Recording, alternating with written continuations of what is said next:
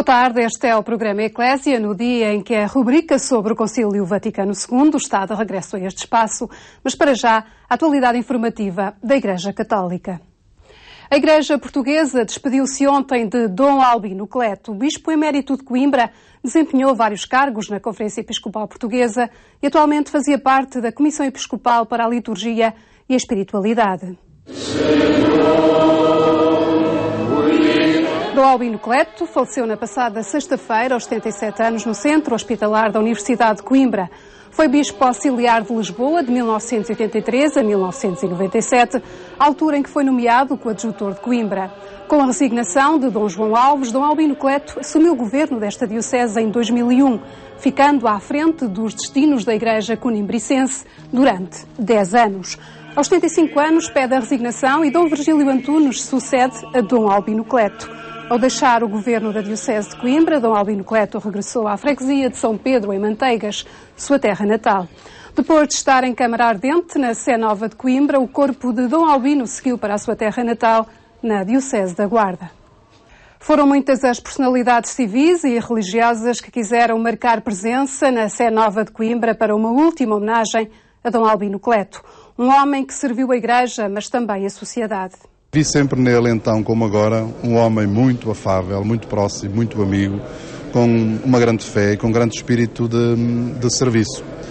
Tocou-me muito pessoalmente sobretudo este último ano, uma vez que ele me acolheu como continuador desta missão de Bispo de Coimbra, de braços abertos, com uma simpatia enormíssima e com muitas manifestações de apoio, procurando entusiasmar-me e animar-me. Portanto, do ponto de vista pessoal, guardo uma recordação muito bela deste homem, que tinha uma candura interior muitíssimo grande. O Sr. Dom Albino era do clero de Lisboa, passou a sua vida toda desde que entrou para o seminário em Lisboa. Lisboa deve-lhe muito, percorreu praticamente todas as experiências que um sacerdote pode. Foi professor de seminário, foi pároco da Estrela, depois foi bispo auxiliar durante vários anos, onde tivemos em conjunto os dois. E neste momento que ele estava a encetar um período da vida que normalmente é de mais calma e de mais... Pronto, parece que Nosso Senhor tem outros planos e não tenho dúvida nenhuma que o acolheu, porque ele era um homem muito bom, com um coração muito bonito e muito simples. Um homem de uma extrema dedicação pastoral e ainda agora ia para a sua terra e lá colaborava como um sacerdote entre os sacerdotes em Manteigas e no que fosse preciso, e na Conferência Episcopal. Ainda esteve comigo há 15 dias, passou pelo Porto, a caminho da América, para ir fazer um serviço com os imigrantes, e imagino que também deve ter sido a mesma dedicação. E era um homem sempre agarrado à vida e aos contactos, era uma figura encantadora. Para mim, Dom Albino acaba por ser o meu bispo, na medida em que fui ordenado por ele, sendo o primeiro então que ele ordenou nesta diocese e o primeiro padre que ele ordenou. Foi uma experiência de muita proximidade, muita cumplicidade, muita amizade, e o Dom Albino marca-nos pela sua simplicidade, pela sua presença, por uma presença ser muito amiga, e essa é a grande marca do seu ministério aqui em Coimbra e também na relação que eu mantenho com ele. Foi uma década que eu acompanhei o Sr. Dom Albino na diocese, e foi uma década muito gratificante pela pessoa que ele era, na sua simplicidade, na sua inteligência, sobretudo na sua fé, no pastor que ele era, que realmente dinamizou a diocese incansavelmente, e a sua morte, no fundo, foi reflexo precisamente dessa sua dedicação, dessa sua entrega, numa preocupação constante por estar junto de todas as pessoas. Eu acho que todos aqueles que conheceram o Dom Albino Cleto nutrem por ele um grande carinho. É uma pessoa que muito próxima dos outros, um pastor no sentido... não é o pastor da autoridade, é o pastor da amizade. As pessoas aderiam ao Sr. Dom Albino, sobretudo através do coração. A crise da Europa não é uma questão económica, mas cultural. Uma ideia partilhada por católicos e ortodoxos de toda a Europa que se reuniram em Lisboa num fórum de reflexão. Vindos de toda a Europa, ortodoxos e católicos, unidos em Portugal numa reflexão em torno dos desafios que constitui hoje para a Europa a crise económica e a pobreza. Esta é uma experiência que se repete pela terceira vez, a demonstrar a vontade e a unidade destas diferentes sensibilidades cristãs que olham realidades comuns ao espaço geográfico em que estão implantadas e que, no caso, é o continente europeu. Um continente mergulhado numa crise que não se pode resumir a uma moeda. A linha de força das intervenções que eu ouvi vai numa linha que eu também partilho, de não encontrar as causas só em mecanismos de tipo económico ou financeiro, mas numa profunda crise cultural da Europa e do Ocidente, agravada pela globalização, onde se perdeu o sentido da dignidade da pessoa humana, das prioridades a ter em relação à pessoa humana, não é? Este encontro sublinha o diálogo ecuménico e a vontade destas igrejas cristãs refletirem também na condição humana e social e chamarem a atenção para os modelos ético-morais errados que conduziram a esta crise económica e poderão colocar em risco os próprios modelos de sociedade na Europa. Eu julgo que é um bocadinho o mistério de Jesus que se entra no meio da história e que tenta transformar a história, não é? Portanto, eu acho que é isso que católicos e ortodoxos querem, pela sua fé cristã, e colocamos-nos juntos porque percebemos que a unidade é mais forte e é também o sinal do Espírito Santo.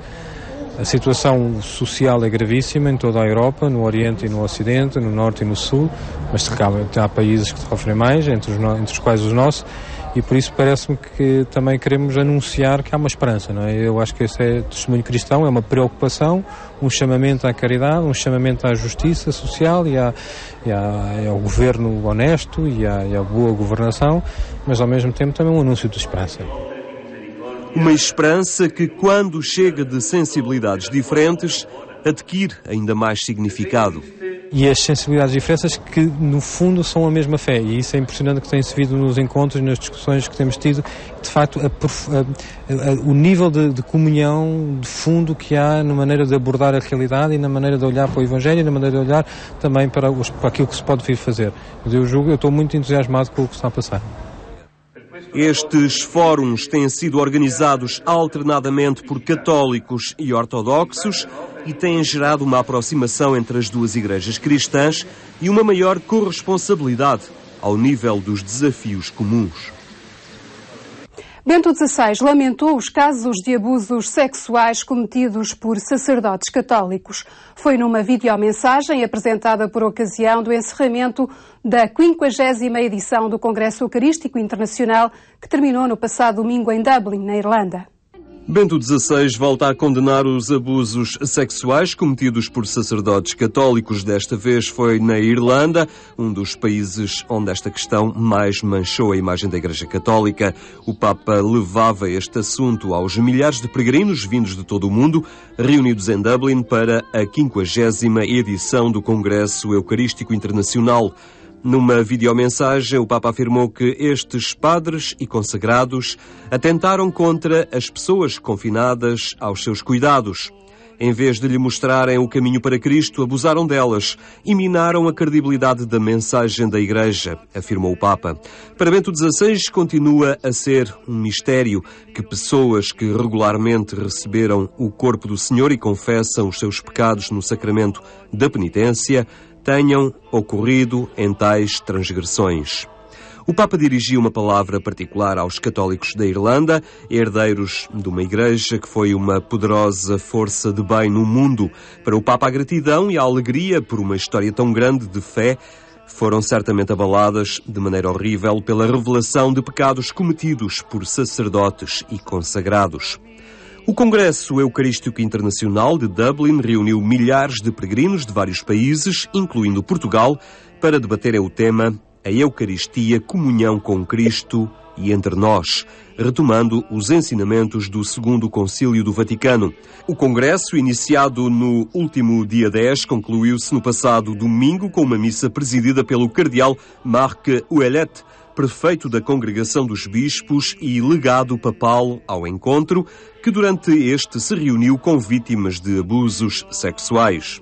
Na sua mensagem final, o Papa convidou à reflexão sobre a Igreja como mistério de comunhão, e afirmou que há muito a fazer na senda de uma real renovação litúrgica. Bento XVI recordou que o Congresso Eucarístico Internacional decorreu num período em que a Igreja se prepara em todo o mundo para celebrar o Ano da Fé, que assinalará o 50º da abertura do Concílio Vaticano II. Em 2016 será Cebu, nas Filipinas, a cidade anfitriã do 51º Congresso Eucarístico Internacional. Espaço agora para relembrar o Concílio Vaticano II e o ambiente que antecedeu este acontecimento, que modificou a forma da Igreja ser e estar no mundo.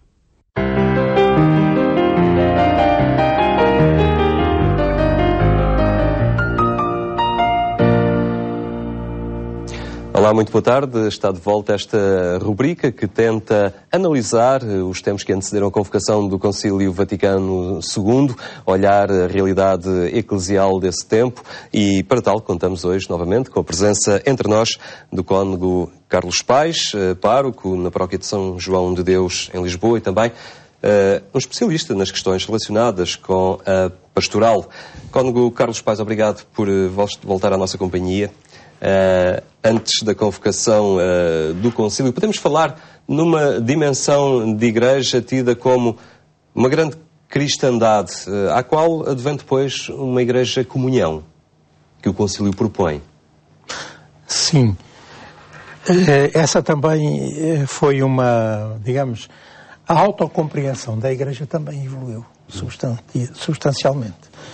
E de uma igreja que se entendia até a si própria como uma instituição religiosa, com uma projeção católica no sentido de universal e, portanto, entendida de forma predominantemente até geográfica, nós passámos uma igreja que teve uma percepção da sua realidade, continuando a ser em termos católicos, mas aqui a catolicidade significa não propriamente quantidade, mas qualidade. A catolicidade da Igreja nos nossos dias significa esta capacidade de abranger toda a realidade na sua riqueza, portanto, toda a sacramentalidade, toda a simbólica, toda a linguagem, toda a comunicação, todo o humanismo, todas as religiões até, não é?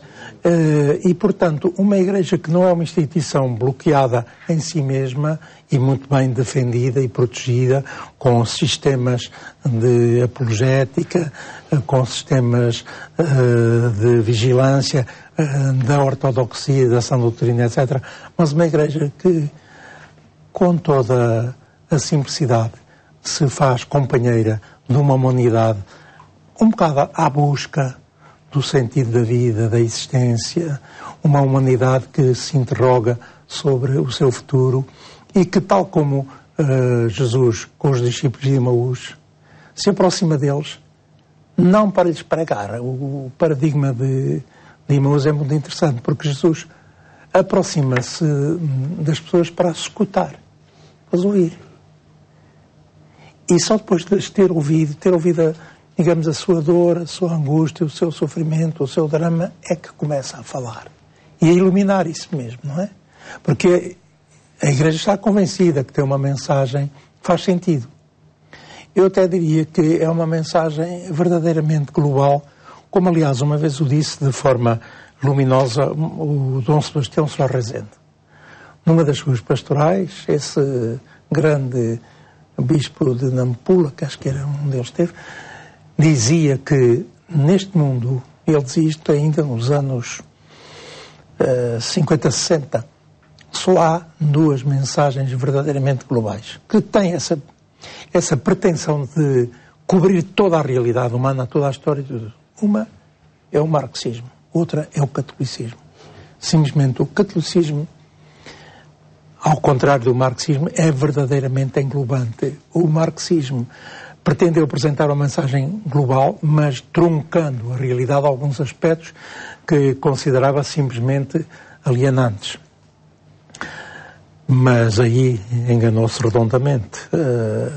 O catolicismo, de facto, permanece como uma mensagem verdadeiramente global e, portanto, que é porque é capaz de falar a qualquer homem acerca da totalidade do que é ser homem. Isso é um desafio permanente, porque às vezes nós próprios contribuímos para afunilar, num certo sentido, mais institucional, mais dogmático, mais cultural, não é? Quando uma pessoa me chega até mim e me diz, por exemplo, vem propor-se para fazer um casamento. Está bem. E nós temos de registar, enfim, quais são as condições. Então, qual é a sua situação religiosa? Sou católico não praticante. E eu pergunto assim, não praticante de quê? O que é que você não pratica? Você é um egoísta, é um avarento, é um usurário, é uma pessoa que só pensa em si próprio, que dificilmente se compadece dos outros. Não, isso, às vezes até perguntou ao cônjuge, é assim como ele está a dizer, é. Bem, então, quer dizer, você, pelo menos, valores evangélicos pratica. Então, o que é que você não pratica? Eu vou pouco à missa e tal. Então, você não pratica o culto.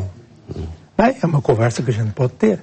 Mas, quer dizer, não podemos nós próprios afunilar nesse sentido, porque senão estamos a dar uma ideia redutora da riqueza, da abrangência enorme da mensagem de que nós somos os representantes.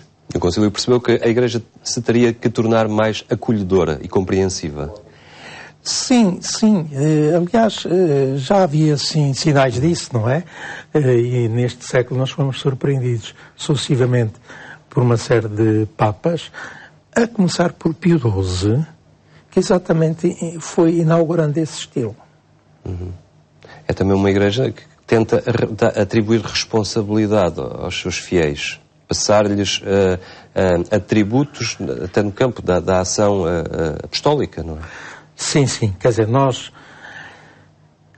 talvez dessemos a imagem de uma Igreja cujo poder residia, sobretudo, na mão dos clérigos, não é? E uma Igreja, portanto, que de alguma forma se deixava, digamos também, apresentar como uma sede de poder. Sede e às vezes sede. Mas eu estou, digamos, há um certo poder que estava sediado ali nas mãos de clérigos, não é? Cada vez mais fomos percebendo, com alguma dificuldade, que não era por uma cedência ou por uma benevolência dos clérigos maiores que a parte maioritária da Igreja, que são os leigos, podia participar até digamos assim, na gestão desse poder, porque, repara, a própria ação católica foi apresentada primeiramente como uma participação no ministério dos bispos, no ministério apostólico, quando não é essa a realidade. E isso já se começou a perceber antes do concílio. Não. É por direito próprio, inato e batismal, que qualquer leigo, qualquer batizado, participa desse ministério, dessa missão e também desse poder que lhe vem da sua ligação com Jesus Cristo pelo batismo, que é poder de pastoreio, poder de proclamar a palavra e poder de celebração do próprio mistério, não é? E os consagrados estarão, portanto, a jusante dos leigos batizados. Eu hoje, e comecei a perceber-me isso em teólogos, alguns que começaram a escrever antes do concílio, portanto, há aqui uma evolução que se vai fazendo. O concílio não cai do céu. O concílio é o desabrochar do melhor que esta Igreja vai refletindo.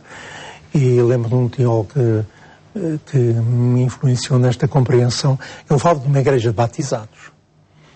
Batizados leigos, batizados consagrados e batizados ordenados. O ministério ordenado faz sentido se a montante houver exatamente consagrados e leigos, não é? E eles estão exatamente para despertar e unificar e congregar e dar sentido ao ministério, à capacitação batismal que todos esses membros, todos esses batizados têm de intervir ativamente, portanto, como um verdadeiro sujeito pastoral, um verdadeiro sujeito eclesial. E os leigos têm aceito este desafio, esta novidade de serem eles próprios protagonistas? Se calhar no início também não é muito fácil, não é? Os leigos são sempre, eu penso que por trás do leigo há sempre um padre qualquer, há sempre um pastor, há sempre um mestre que os faz. Os leigos até, digamos assim, eles são muito dóceis e muito abertos e até pouco reivindicativos. Agora já temos uma geração de novos leigos e consagrados que têm uma compreensão mesmo teológica destas realidades e, portanto, qualquer dia já serão capazes de nos dar nas orelhas. Eu não me rolo nada que isso aconteça.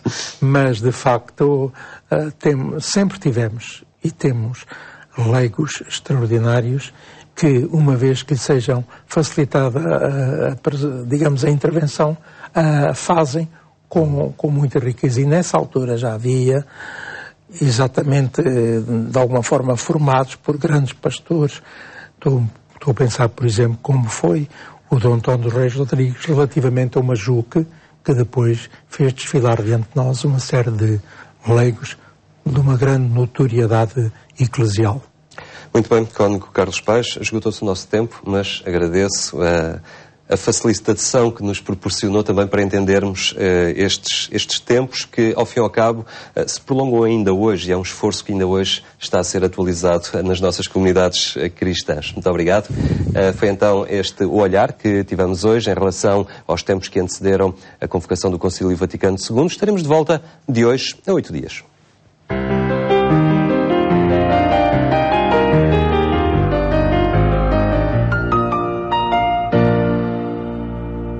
É tudo por hoje. Já sabe que pode acompanhar estes e outros assuntos na plataforma multimédia da Igreja Católica, disponível em agência.eclesia.pt.